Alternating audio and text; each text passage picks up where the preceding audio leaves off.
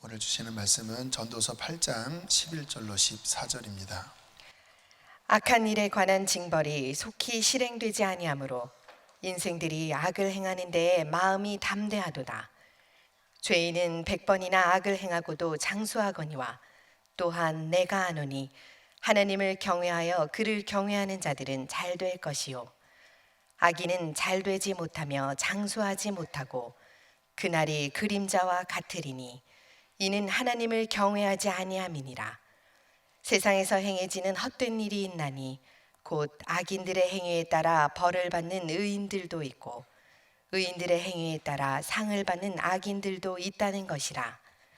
내가 이르노니 이것도 헛되도다. 아멘. 오늘부터 전도서 다시 뒷부분 끝까지 강의 설교를 마치도록 하겠습니다. 오늘 설교 제목이 무엇이 진정한 정의인가? 조금 어렵고 딱딱한 주제일 수도 있겠지만 이 정의에 관한 부분은 우리의 삶에 실은 굉장히 밀접하고 중요한 주제입니다. 사람이 분노할 때는 공정하지 못할 때입니다. 그러니까 열심히 노력하고 공부해서 어떠한 시험을 봤는데 자신보다 준비가 안 된 사람이 공정한 절차를 무시하고 어떠한 다른 힘에 의하여 들어간다면 화나지요. 내 자녀가 그런 일을 겪는다면 부모로서 분개해야 되는 일이죠. 이제 불이한 겁니다. 공정하지 않냐? 좀 차라리 시험을 보지 말게 하지. 열심히 했는데 왜 그에 합당한 공정한 결과를 주지 않고 왜 훨씬 더 준비 안 된 사람이 어떤 힘에 의하여 불공정하게 그 위치를 차지하게 하느냐?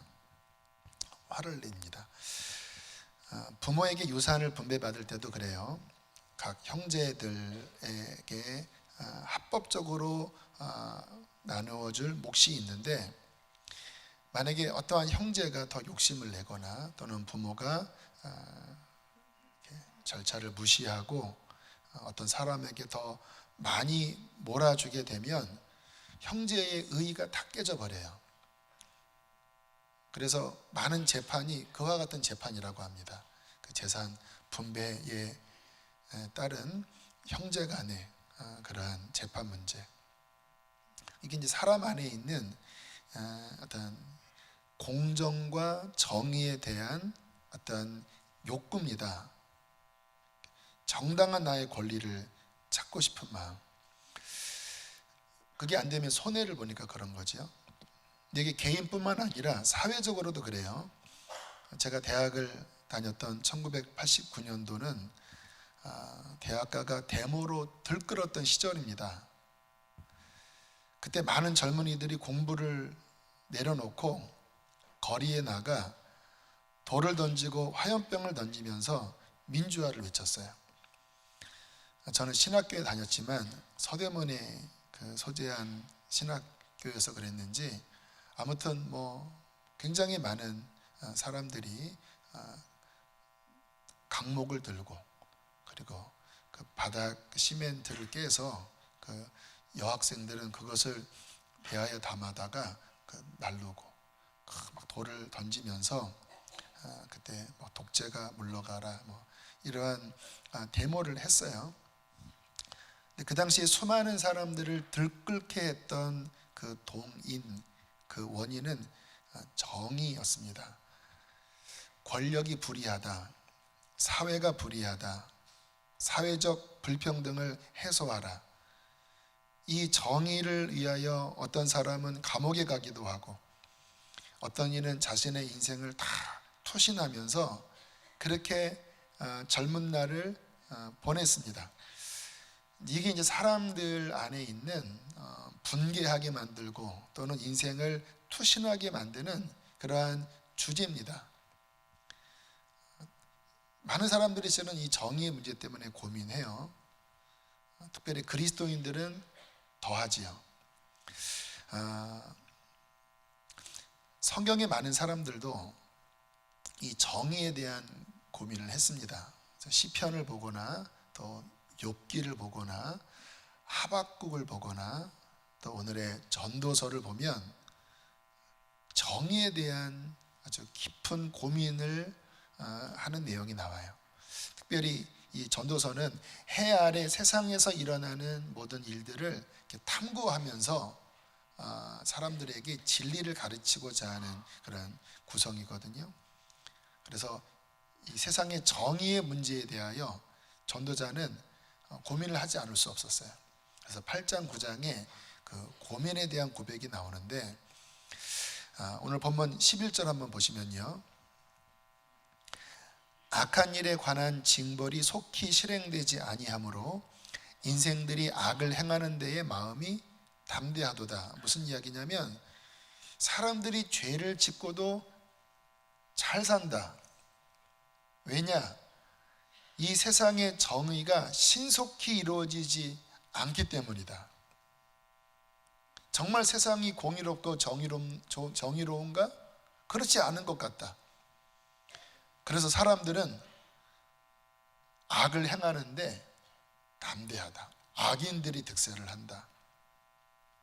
12절 13절 이 말씀은 개역개정으로는 좀 본문의 원래의 의미가 분명치 않다고 해요.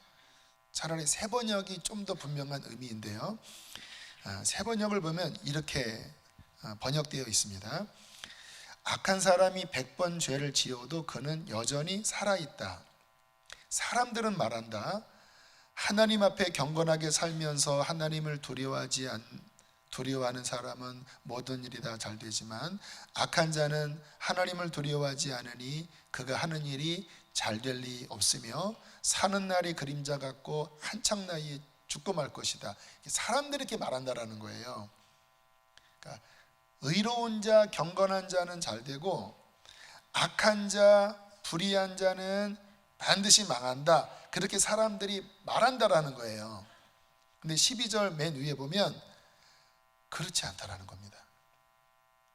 악한 사람이 100번 죄를 짓는데도 멀쩡히 살아있고 문제가 없는 일들이 전도자의 눈에 너무나 많이 포착된 거예요.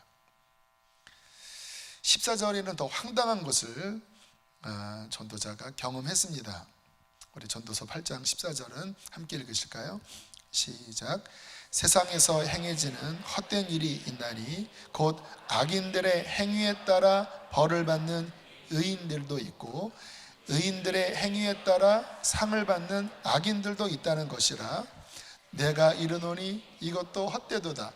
정의가 제대로 시행되지 않는 정도가 아니라 황당한 게 뭐냐면 악인의 벌을 받는 의인이 있고 의인의 상을 받는 악인이 있는 거예요. 잘 사는데 재앙을 당하고 진짜 나쁜 놈인데 잘 살아요. 의인의 상을 받아요. 표창장을 받고 사람들한테 인정을 받는데 실제 악인이에요. 못 살아요. 재앙을 받았어요. 근데 그 사람은 의로운 사람이에요. 이게 도대체 뭔가, 정말 세상이 의로운가, 바르게 살면 정말 잘 되는 것인가, 이러한 고민 속에 전도자가 어떤 자신의 탐구를 쭉 표현하고 있는 게 전도서 8장 9장의 내용입니다. 아마 여러분들도 그런 고민들을 많이 하시며 사실 것 같아요. 특히 요즘 같은 세상, 무엇이 정의인가? 세상을 떠나서 여러분 스스로의 삶을 돌아보면서도 나는 그리스도인으로서 나는 바르게 살고 있나? 지난 한 주는 과연 나는 바르게 살았나?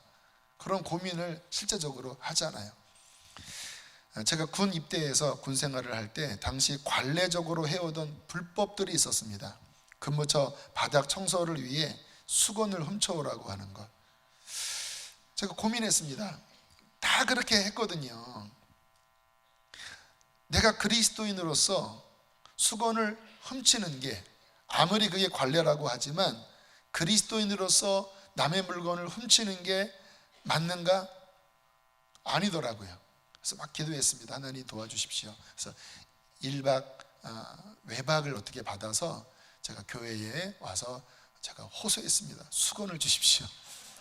저 도둑질하고 싶지 않습니다.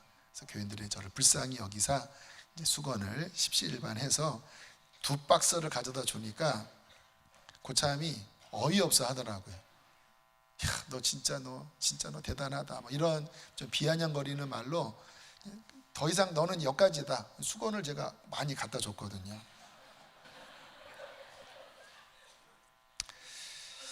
통신대에서 제가 교환병 업무를 했는데 이제 군 내선이 있고 일반 회로선이 세 회선이 있었어요.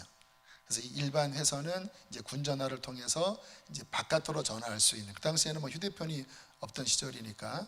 근데 이제 간부들이 그 일반 회선이 있냐 하고 이제 본인이 사적 전화를 하기 위해서 이제 교환병에게 이제 요구를 합니다. 근데 이제 내교 중에 하나가 영관급, 뭐 소령, 중령, 대령에게는 연결을 시키지만 뭐 중위, 뭐 소위, 대위, 이제 짬밥이 안 되는 분들은 이제 거짓말로 없습니다. 이렇게 해서 이제 막았거든요. 근데 이제 고민이 되는 거예요. 있거든요, 여기에 선이. 제가 이것 때문에 그게요, 있는데요, 없는데요, 막 말을 막 돌려가면서 어쨌든 그 순간에 거짓말을 안 하려고 막 난처했던, 그래서 뭔가 이렇게 수를 써서 거짓말을 안 하고 이제 연결하지 않는 이런 고민들을 했어요. 그리스도인이니까. 부목사 시절 가끔 이제 유기성 목사님이 부목사가 해야 될 여러 가지 일들이 있는데 뭔가 제대로 처리되지 않으면 식사 시간에 질문을 합니다. 그거 했어요? 실은 안 한 거예요. 그걸 이제 알고 이제 이렇게 넌지시 질문을 하는데, 이제 갑자기 질문을 받으면 안 했는데, 이게 사람의 심리가 안 한 걸 안 했다고 이야기하는 게 참 어렵잖아요.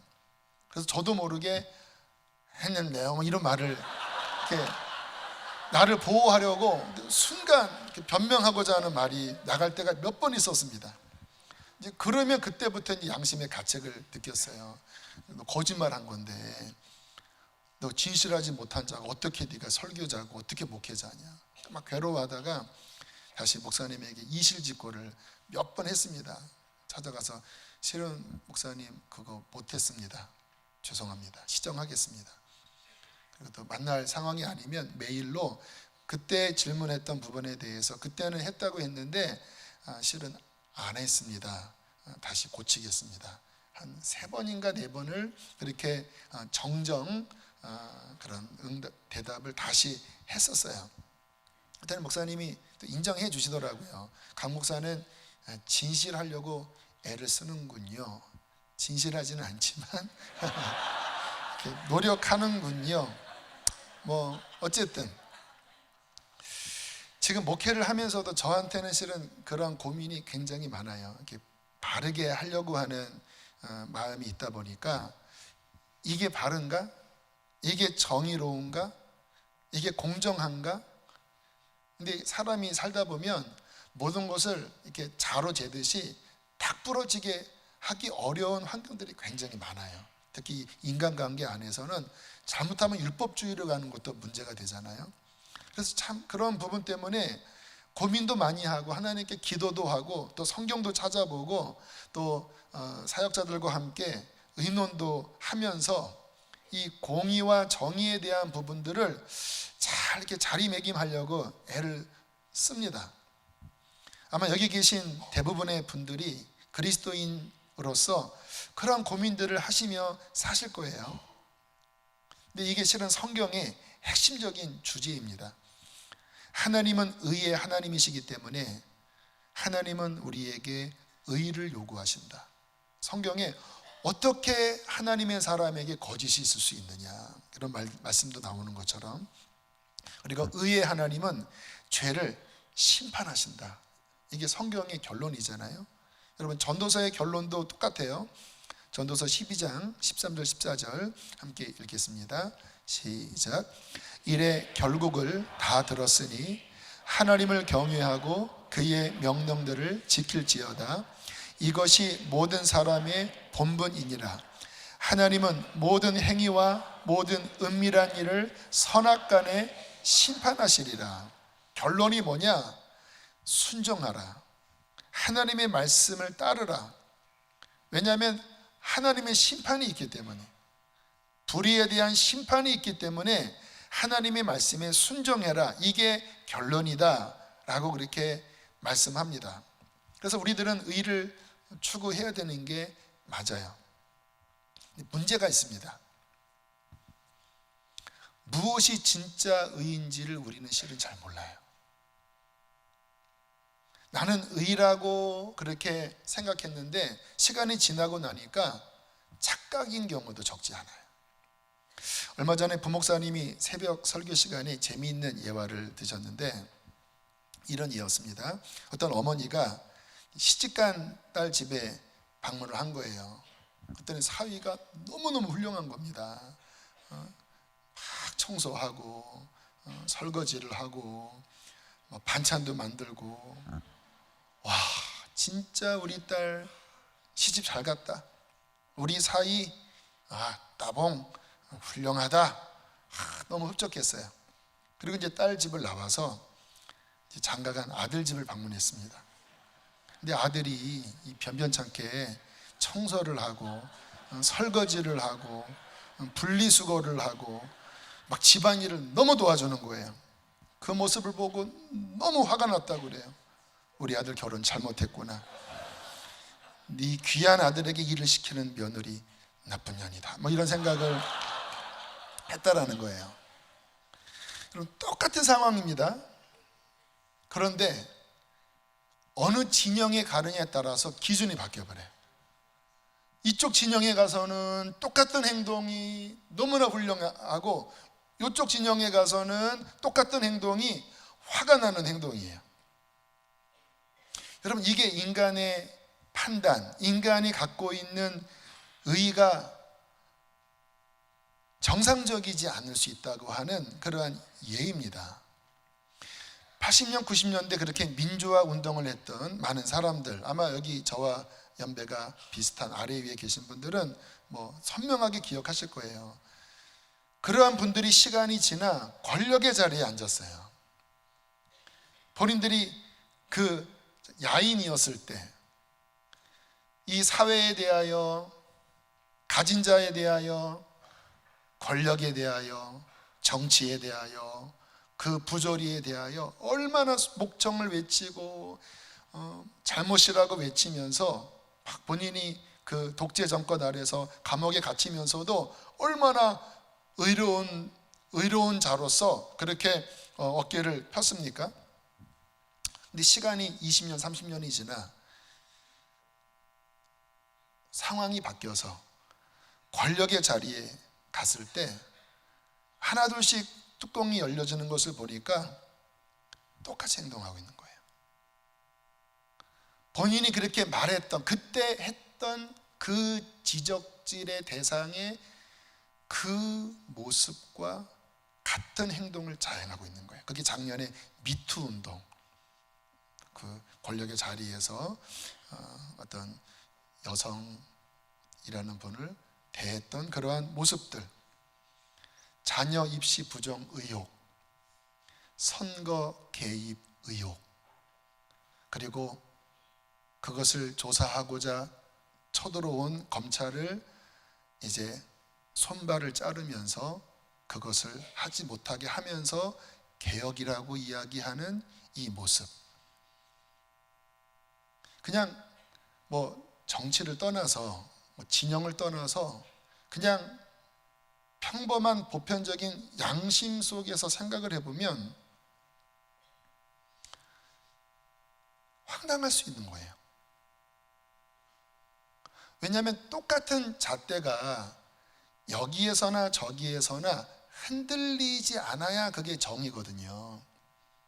그런데 그 잣대가 내게 유리하면 이쪽으로 갔다가 불리하면 저렇게 가는 거는 사람도 이렇게 이야기할 때 왔다 갔다 자기의 이득에 따라서 바뀌면 그 사람 안 믿습니다. 이 사람은 진짜 바른 말을 하는 게 아니라 자기 이득 챙기는 사람이구나. 불이한 거예요. 그러한 모습들을 보면서 사람들은 그냥 양식이 있고 의식이 있으면 도대체 이게 뭐지? 도대체 우리가 외쳤던 정의는 뭐지? 이게 충격이 될 수밖에 없는 거잖아요.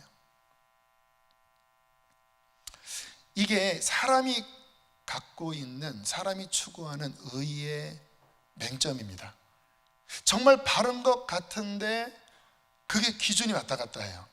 더군다나 가장 근본적인 문제는 뭐냐면, 의를 말하는 그 자신, 그 상황에 대해서 판단은 했을지 모르지만 그 자신의 내면은 그 문제에 대하여 해결된 사람이 아니라는 거예요. 성경에 한번 증언을 보세요. 로마서 2장 1절. 이게 지금 일어나는 것들을 성경은 정확하게 보여주고 있습니다. 함께 읽겠습니다. 시작. 그러므로 남을 판단하는 사람아, 누구를 막론하고 내가 핑계하지 못할 것은 남을 판단하는 것으로 내가 너를 정죄함이니 판단하는 내가 같은 일을 행함이니라. 이게 성경의 말씀이에요. 남을 판단하는 그 말이 실은 너에 대한 말이다. 왜냐하면 너도 똑같잖아. 그 상황에서 누군가의 문제를 막 손가락질하고 있지만 너 자신을 한번 들여다봐라. 너 괜찮니? 그 상황과 조건이 형성이 되면요, 본인도 다를 바가 없는 거예요. 이게 지금 세상에서 일어나는 모든 영역에서 일어나는 근본적인 문제입니다. 성경은 이렇게 말씀하고 있어요. 로마서 3장 10절 함께 읽습니다. 시작. 기록된 바 의인은 없나니 한 놈도 없으며, 한 놈도 없는 거예요. 하나님 보시기에 의를 외치는 자나 불의한 가운데 있는 자나 그 내면을 들여다보면 의인은 하나도 없어요. 23절도 읽겠습니다. 시작. 모든 사람이 죄를 범하였음에 하나님의 영광에 이르지 못한, 모든 사람들이 다 죄를 범한 자이고 하나님 앞에 설 수 없는 죄인들이라는 거예요. 그래서 이 세상에, 인간이 사는 이 세상에 진정한 정의가 있는가 하면 없고, 있는가 신뢰하면 또 실망하고, 이게 이 세상의 문제입니다. 우리가 지금 정신을 똑바로 차려야 돼요. 모든 사람이 의를 갈망하지만 진짜 의가 어디 있는지에 대하여 제대로 정리하지 않으면 정말 평생 속고 삽니다. 또 이쪽에 들어서면 괜찮을까요? 아니요. 또 이쪽에 들어서면 괜찮을까요? 아니요. 모든 사람이 다 죄인이라는 거예요. 그럼 어떻게 해야 됩니까? 성경은 이렇게 말씀하고 있습니다. 로마서 3장 21절입니다. 시작. 이제는 율법 외에 하나님의 한 의가 나타났으니 율법과 선지자들에게 증거를 받은 것이라. 자, 여기에 하나님의 한 의가 나타났다. 이 세상에 의를 찾을 수 없는데 하나님의 한 의가 나타났다는 거예요. 의에 대한 갈망이 있는 분들은 여기에 귀를 기울여야 합니다. 하나님의 의가 뭐지? 22절입니다. 함께 읽겠습니다. 시작. 곧 예수 그리스도를 믿음으로 말미암아 모든 믿는 자에게 미치는 하나님의 의인이 차별이 없느니라. 너무나 유명한 말씀이죠. 어떤 의냐면, 죄인이 예수 그리스도를 구주로 믿었을 때 차별이 없이 가진 자나 못 가진 자나 똑똑한 자나 똑똑하지 않는 자나 계급이 있는 자나 계급이 낮은 자나 상관없이 회개하고 예수 그리스도를 주님으로 믿는 자에게 하나님의 의를 주신다라는 거예요. 차별이 없이 주시는 의, 이게 하나님께서 이 불의한 세상에 그 문제를 해결하기 위한 하나님의 방편이라는 거예요. 23절 24절도 함께 읽겠습니다. 시작. 모든 사람이 죄를 범하였음에 하나님의 영광에 이르지 못하더니 그리스도 예수 안에 있는 속량으로 말미암아 하나님의 은혜로 값없이 의롭다 하심을 얻은 자 되었느니라. 그렇죠. 하나님 앞에 설 수 없는 모두가 죄인이지요. 근데 하나님이 예수 아들을 보내셔서 우리의 죄를 대신 갚게 하심으로써, 이게 속량입니다. 대신 갚아주신 거예요. 자신의 피값으로. 그리고 우리의 죄를 해결하신 다음에 이제 예수 믿는 자의 죄를 용서하고 그를 값없이 의롭다, 내가 너의 모든 죄를 사한다, 너는 이제 죄 없는 자다, 그렇게 말씀하시는 하나님의 의가 나타났다라는 거예요. 여러분, 이게 어떤 의냐면 죄인을 정죄하는 의가 아니라 죄인을 용서하는 의입니다. 여러분, 생각을 해보세요. 이 세상을 치유하고 정말 사람을 살리는 게 뭐지요? 그 사람을 정죄하고 그 사람을 판단해서 죽이는 일입니까? 여러분, 진짜 우리가 바라는 것은 비록 죄인이지만 그 죄를 용서하고 그리고 그가 정말 하나님 앞에 설 수 있게 하는 것. 여러분이 그 입장이라면 내가 이제 심판을 받아 죽게 되었는데 그 영원한 심판의 선고가 떨어지는 그 정의를 원하시겠습니까? 아니면 정말 하나님의 아들이 그 피로 나의 죄를 용서하고 갑자기 내 모든 죄가 무죄하다고 선포하면서 하나님으로부터 용서받은 그 하나님의 자비의 정의를 원하시겠습니까? 당연히 우리는 후자를 원해요. 요한복음에 보면 가늠하다 현장에서 붙잡힌 한 여인이 이제 질질질 끌려서 예수님 앞까지 왔습니다. 구약 율법에 의하면 이러한 사람은 남자나 여자나 현장에서 돌로 쳐 죽이라고 하는 아주 무서운 법이 있었어요. 이게 모세의 율법입니다. 사람들이 예수님께 시험하는 질문을 했습니다. 선생님, 이 여인이 간음하다가 현장범으로 잡혀왔습니다. 모세의 율법에, 하나님 말씀에 이러한 상황은 돌로 처단하라고 했는데 당신은 어떻게 하겠습니까? 그러니까 참 난처하지요. 돌로 치라 하면 사랑이 없는 분이고 치지 말라고 하면 율법을 어기는 자이니까요. 이 질문 앞에 예수님께서 기가 막힌 답을 하십니다. 너희 중에 죄 없는 자가 먼저 돌로 치라. 그래, 돌로 쳐라. 율법은 바뀌면 안 되니까. 그런데 조건이 있다. 죄 없는 자가 먼저 돌을 쳐라. 그리고 땅바닥에다 뭐를 쓰셨다고 나와요. 뭐 내용은 안 나오는데 쓰셨대요. 그래서 어떤 주석학자들은 거기 서 있는 사람이 죄를 적으셨다 이런 게 있어요. 너 몇 날 며칠 12시 미스리 막 이렇게 적은 거죠. 그 다음에 성경은 뭐라고 말씀하냐면 요한복음 8장 9절 함께 읽겠습니다. 시작. 그들이 이 말씀을 듣고 양심의 가책을 느껴 어른으로 시작하여 젊은이까지 하나씩 하나씩 나가고 오직 예수와 그 가운데 섰는 여자만 남았더라. 지금 이게 어떤 상황이냐면요, 이 사람이 어떤 잘못을 판단하는 건 잘하거든요. 그러니까 현장범이니까 얼마나 죄가 분명합니까? 그러니까 막 이 헤드라이트를 막 비춘 거예요. 이렇게 죽여야 되지 않겠냐고. 근데 주님께서 탁 돌리신 거예요. 너희 중에 죄 없는 자가 먼저 돌로 치라. 그리고 성령께서 강하게 그들의 양심 안에 있는 그 모든 죄를 막 비추시니까 돌을 칠 수가 없는 거예요. 왜냐하면 그렇게 여인에게 향했던 정죄의 그 기준이 자신에게로 향하니까 도찐개질이거든요.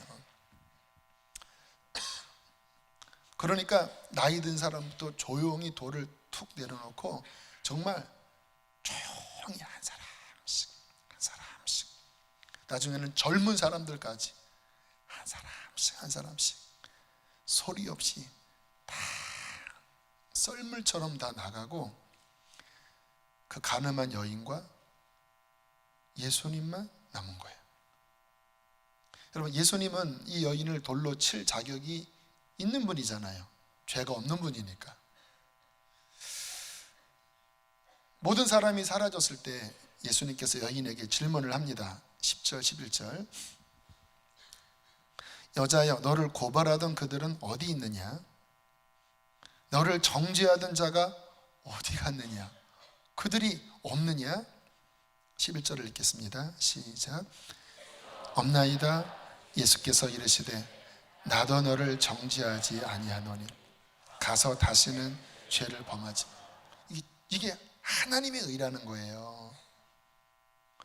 만약 주님께서, 죄송합니다, 자꾸 제가 여러분께 조시지 말라고 하는 거 이해하세요? 그래 인연아 하면서 돌을 들어다가 율법대로 이러면, 근데 그분께서 뭐라고 하십니까? 그 성경에 보면 그분이 세상에 정의를 세운다고 하는 예언이 이사야서에 나오거든요. 근데 그분의 정의는 뭐냐면, 그 가련한 여인, 뭐 때문에 그렇게 간음을 했는지 모르지만 그 가련한 여인을 보시면서 나도 너를 정죄하지 아니하노니 가서 다시는 죄를 범치 말라.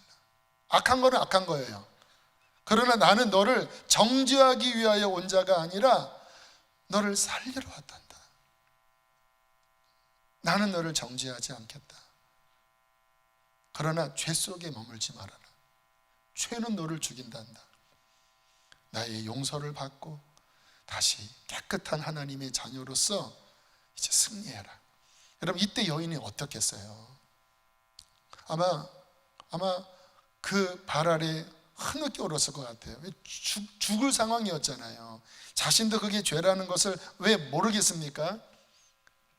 그 엄정한 심판 앞에 섰다가 하나님의 의가 나타났는데, 정죄하는 의가 아니라 용서하는, 회복시키는, 세우는 그 하나님의 자비의 의를 만났을 때 비로소 이 여인은 하나님 앞에 진짜 회개가 나오고, 그리고 그 은혜 속에서 감격하고 아마 그 마음 깊은 곳에 변화가 일어났을 것 같아요.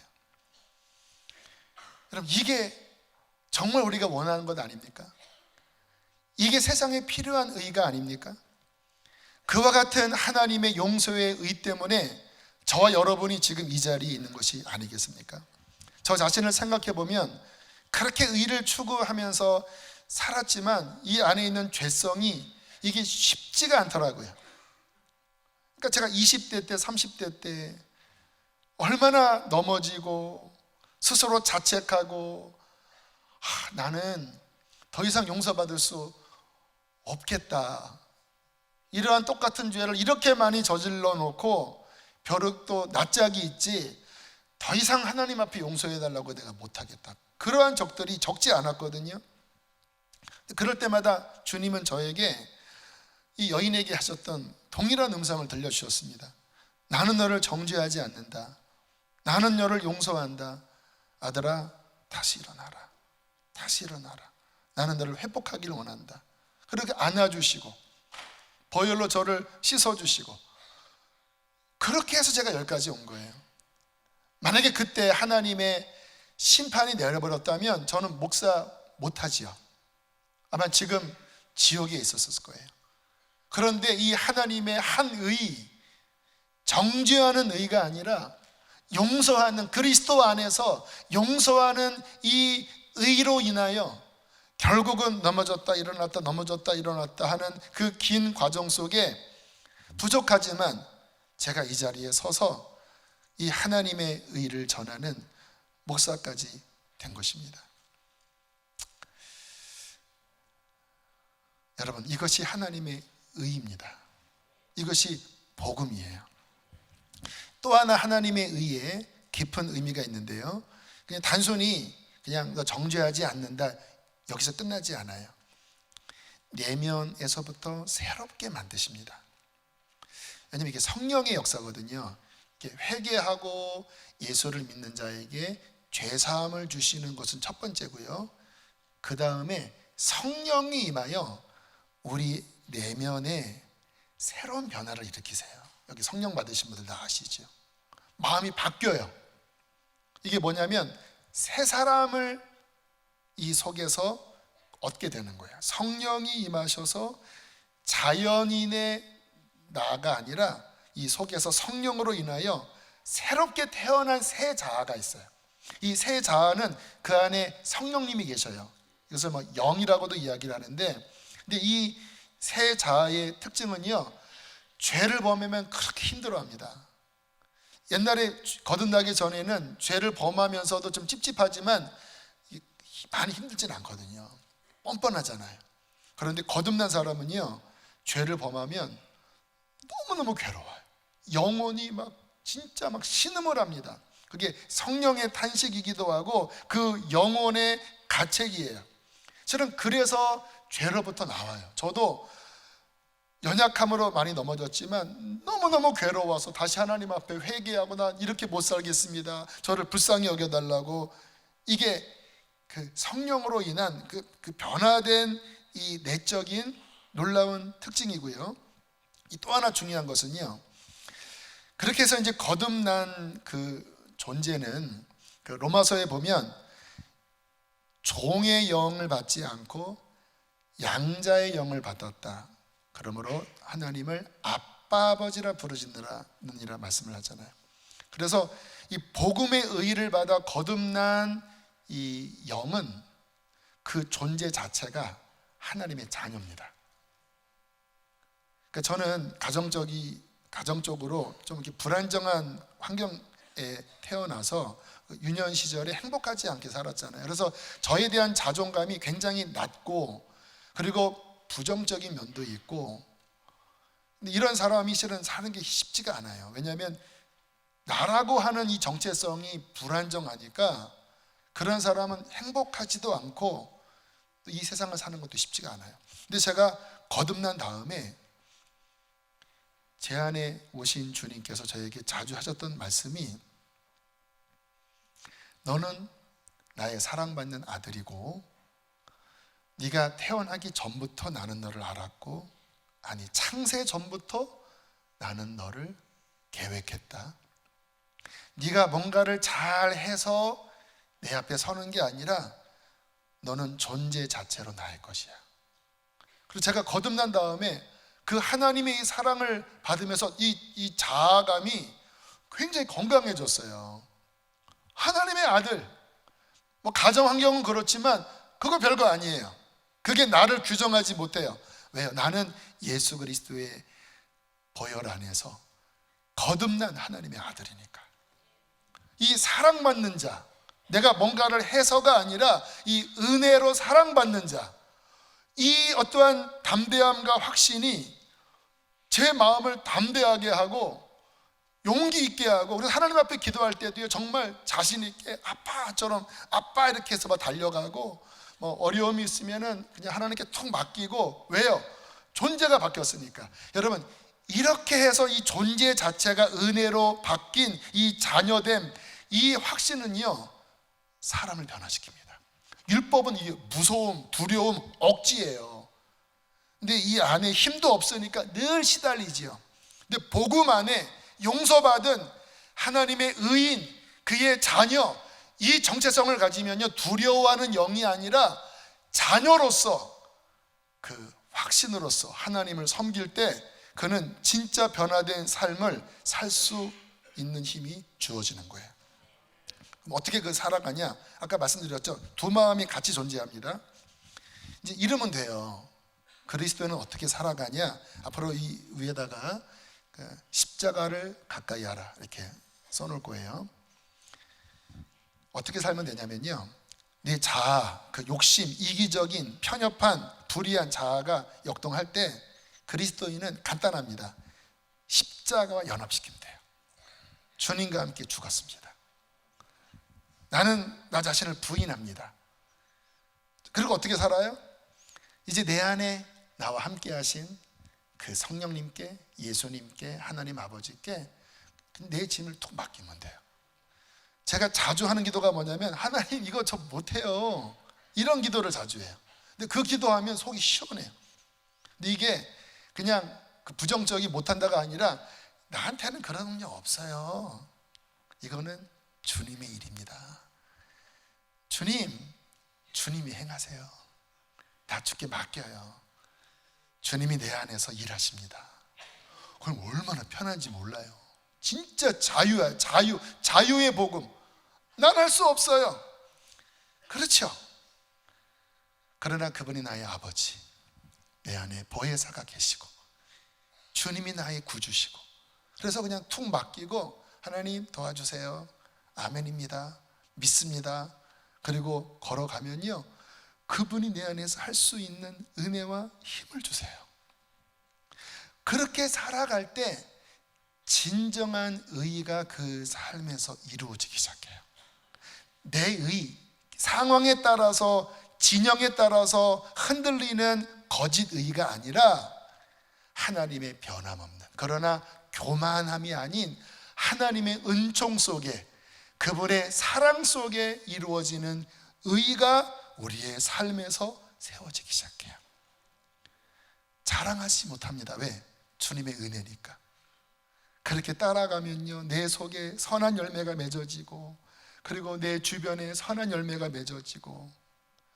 여러분, 이 세상의 소망은 바로 여기에 있어요. 우리가 아셔야 될 게, 왜 제가 교회에서 복음을 강조하냐면, 왜 목사님은 뭐 정치 얘기 왜 얘기 안 합니까? 잘못하면 여러분들 막 얼마나 갈라집니까? 근데 저는 알아요. 진짜 답은요, 진영이 아닙니다. 복음으로 영원히 변화되는 거예요. 그리고 성령님을 따라가는 진짜 신앙인들이 일어나는 거예요. 그때 하늘로부터 부어지는 진정한 의의가 그 사람으로부터 흐를 때, 작지만 그 사람을 통하여 가정이 변화되고, 사회가 변화되고, 국가가 변화되고, 열방이 변화되는 거예요. 그게 아니면요, 이데올로기, 철학, 정치, 진영 답 없습니다. 왜요? 죄인이니까. 그래서 저는 우리 사랑하는 성도님들이 무엇이 정의인가? 하나님의 의, 복음의 의, 그분의 은혜 아래서 그분을 따라가는 의의 사람들이 될 때 진정한 정의가 여러분으로부터 이 세상에 흘러가게 될 줄로 믿습니다. 우리 함께 지금 찬양하시겠습니다. 이번 리뉴 집회에 주신 참 귀한 찬양입니다. 제가 아까 간증했죠. 다 내려놓는다고. 그 은혜만이 우리를 변화시킬 수 있어요. 이 가운데 무거운 짐을 진 이들, 죄로 신음하는 이들, 우리 하나님 그늘 앞에 모든 것을 의탁하며 나가겠습니다.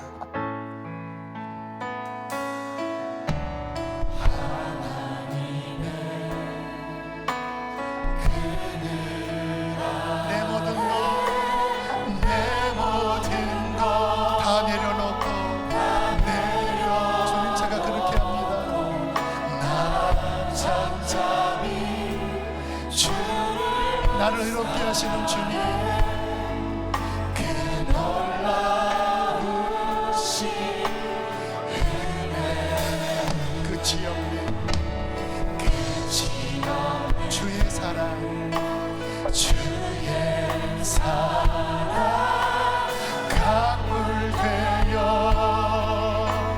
흘러 내 영혼에, 내 영혼에 자유함 주시. 날 새롭게 하시네, 날 새롭게 하시네.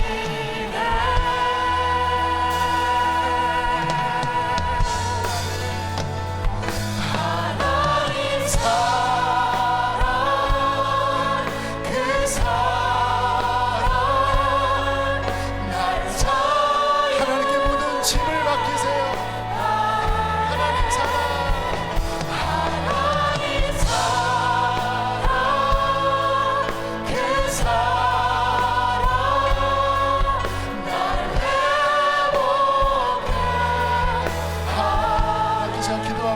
하나님 그 의를 내게 주십시오. 그 그 의를 따라가게 하여 주십시오. 내 모든 육신의 짐들을 다 내려놓습니다. 십자가에 다 내려놓습니다. 오직 하나님의 은혜로 역사하여 달라고 우리 주여 이름 한번 부르시고 기도하시겠습니다. 주여, 진정한 의가 어디 있는가?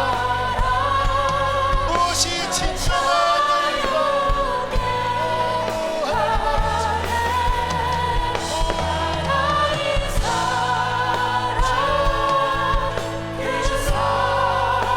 주님 앞에 모든 짐을 다 내려놓습니다. 주 앞에 모든 짐을 다 내려놓습니다. 여러분, 짐을 다 내려놓으세요. 여러분이 하려고 하지 마세요. 하늘로부터 오는 의, 성령님을 의지하세요.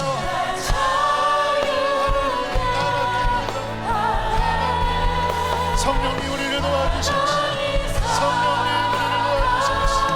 성령님 우리를 아버지 끌어주시고 부끄럽지 않은 삶을 살아가는 아버지 도와주시옵소서.